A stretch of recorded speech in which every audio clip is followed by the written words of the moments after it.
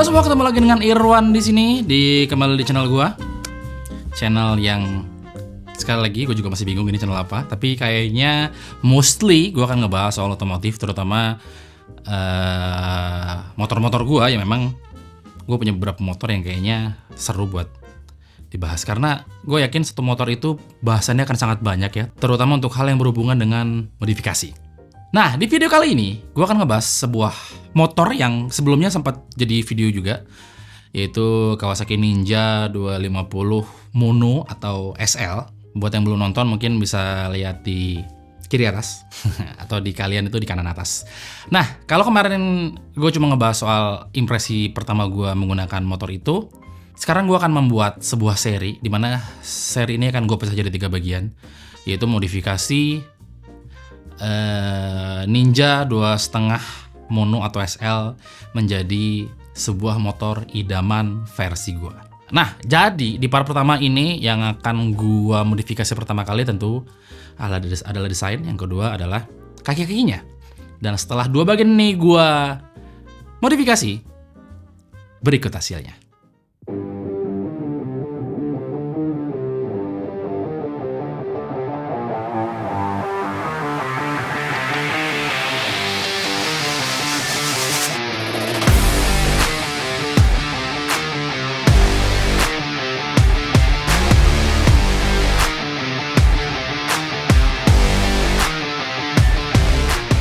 Oke, ini dia step pertama dari modifikasi gue untuk Ninja 2,5 SL ini, dimana seperti yang gue bilang tadi, yang pertama gue modif adalah desain kepalanya dan kaki-kakinya.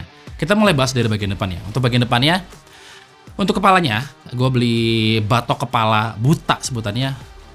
Batok kepala buta, bener gak sih? Ya itu, pokoknya kalau kalian cari di Tokopedia gitu, kata kuncinya batok kepala Ninja 250 SL buta. Biasanya nih batok-batok yang dipakai buat balap. Jadi gue beli karena memang menurut gue ini jauh lebih cantik dan lebih smooth dibandingkan desain dengan lampu yang begitu besar yang gue nggak tahu fungsinya apa lampu segede gitu. Yang kedua, bahwa lampu bawaannya itu masih bulb, masih halogen. Jadi menghasilkan panas yang luar biasa, itu bikin si mikanya jadi rusak. Jadi karena tampilannya jelek, akhirnya gue ganti dengan yang batok kepala. Cuma masalahnya muncul, bagaimana caranya ngasih lampu di batok buta ini. Akhirnya gue putuskan untuk ngasih 2 buah lampu tembak murah harganya yang gue dapat dari Tokopedia juga. Linknya gue kasih di kolom deskripsi. Gue taruh, tadinya sempat bingung mau taruh di mana. Tadinya mau taruh di bawah batok kepalanya, tapi kayaknya lebih asik kalau ditanam di bagian depan. Jadi kalau ngelihat dari konsepnya, memang gue ngiblatnya ke Yamaha R1, dimana dia punya lampu yang nempel di bagian bawah fairingnya gitu. Cakep menurut gue. Untuk visor gue nggak ganti karena menurut gue ini udah pas. Gue pernah coba ganti dengan visor pihak ketiga yang berwarna hitam yang besar, ternyata tidak proporsional pada akhirnya gitu. Jadi untuk masalah desain gue ngerasa udah selesai. Terus yang selanjutnya gue ubah tentu kaki-kakinya. Kita mulai dari kaki-kaki ke depan. Kita semua tahu bentuk kaki-kaki depan Ninja 2,5 SL bawaannya itu menurut gue jelek, teleskopik. Remnya masih aksial, cakramnya kecil, kaki-kakinya kurang kekar lah. Itulah kenapa gua ganti kaki-kaki si motor ini pakai kaki-kaki punya Yamaha R15. Kenapa Yamaha R15? Ya karena menurut gua dengan porsi bodi yang 11-12 ukuran dengan R15, upside down punya R15 kayaknya pas, nggak terlalu besar dan nggak terlalu kecil buat motor ini. Tapi nggak cuma sampai di situ, gue juga ngubah bagian bottomnya. Yang tadinya masih pakai aksial bawaan R15, gue ganti pakai radial. Dimana radial ini sebenarnya copotan dari MT25 gue. Karena MT25 gue berubah pakai bottom punya ZX25, akhirnya gue pindahin ke si Ninja ini buat dipasang di upside down-nya punya R15. Dan hasilnya gagah. Seperti kalian lihat sendiri, karena gue pakai bottom dari MT25, mau nggak mau spakbor yang cocok tentunya adalah spakbor MT25. Dan gue tadinya iseng masang spakbor punya MT25 ke motor ini, dan ternyata pada saat gue pasang ganteng bro. Cuma paling nanti tinggal dihilangin aja tulisan Yamaha-nya ya. Karena masih mampang tulisan Yamaha di spakbornya gitu. Untuk kaliper pakai punya KTC radial pitch 100, terus pakai cakram 320. karena cakramnya gede, gue butuh spacer tambahan buat si cakram bisa fit ke kalipernya gitu. Untuk dudukan karena gue kaki pakai punya si R15, tentu ada penyesuaian di bagian segitiganya.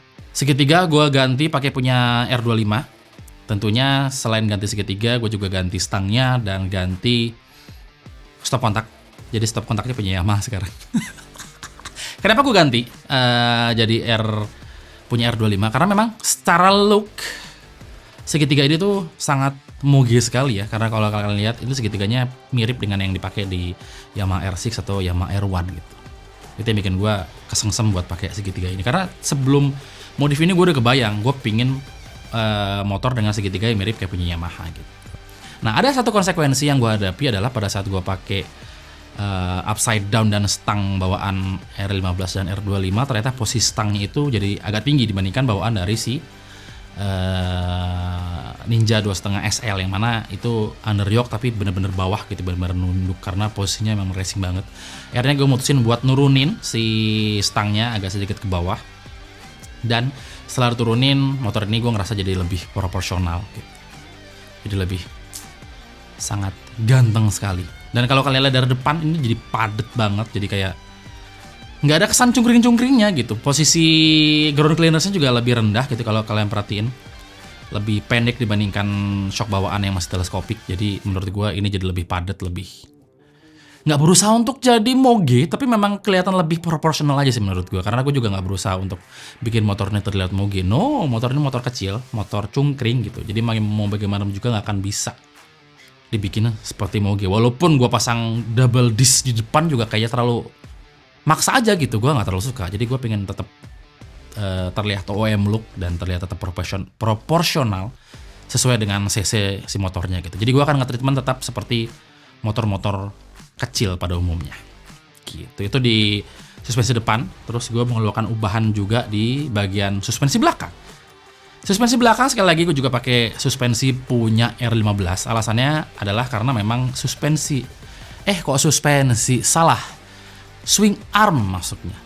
Swing arm bagian belakang ini gue pakai punya R15. Alasannya karena memang secara default swing arm R15 itu sangat-sangat ganteng.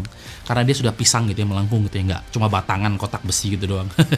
Jadi gue ambil, kalau nggak salah ini tuh yang versi 3 ya, R15 versi 3. Gue copot dan bukan perkara mudah untuk masang swing arm Yamaha ke sasis atau rangkanya Kawasaki.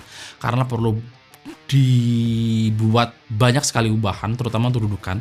Jadi pada rangkanya juga dibuat dudukan baru, dilas baru, dibikin sebagai mana mestinya supaya si swing arm ini bisa terpasang di rangka Ninja 250 mono. Dan setelah dipikir-pikir, setelah diusahakan, ternyata memang tidak bisa menggunakan shock belakang punya Ninja. Jadi satu-satunya shock yang bisa dipasang yang memungkinkan adalah shock punya Vixian karena punya ukuran yang lebih kecil dibandingkan shock Ninja yang lebih panjang gitu. Dan kalau kalian lihat di bagian bawah ini terlihat memang dibuat dudukan baru untuk shock. Dan sejauh ini alhamdulillah bengkel yang gue tunjuk untuk ngerjainnya sangat rapih. Buat kalian yang penasaran di mana gue ngerjain modifikasi kaki-kaki, gue punya bengkel langganan di daerah Depok ya kalau nggak salah, namanya Lokomotif Jajar. Linknya gue taruh di kolom deskripsi di bawah. Yang punya Om Denny jago sekali Anda memodifikasi kaki motor. Emang dia spesialis, jadi kayaknya kaki apapun bisa dipasang di motor apapun sama dia. Keren nih orang.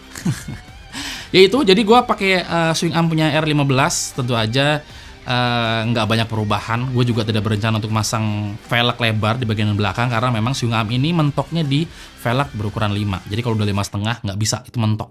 Banyak banget di YouTube orang akhirnya memangkas atau mapas si swing armnya. Ya menurut gue itu justru bahaya karena bisa mengurangi durability dari si swing armnya. Jadi memang proporsionalnya mentok di 5 inch. Dan kebetulan gue pakai velg 4,5 jadi harusnya aman.